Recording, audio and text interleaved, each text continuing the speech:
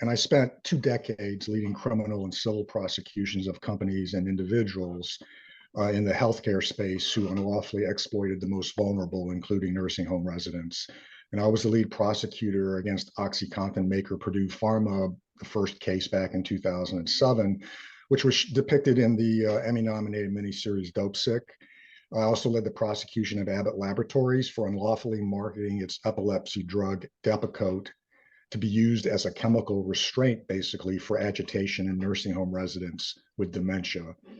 And I also prosecuted and investigated nursing home owners and executives for fraud and neglect and abuse. And so that's kind of, there's a long story that I'm not going to go into how I got connected with Susie Singer Carter as I was retiring. But it has to do with the Purdue Pharma case and the Hulu miniseries, and the mention in that series of what was going to be our next case, Abbott Laboratories and Depakote. And that started a conversation over 2 years ago between Susie and me. And because my mom was a victim of Depakote too. That's why right. I just want to put that in there, because it's part of the story, and it is, what happens to a lot of people. So despite spending decades of my life and hours of my time doing these cases, trying to make things better within the system, what I saw after all of that time is that nothing was getting better. In fact, things were getting worse, and that there needed to be some other way. There needed to be a change to the system.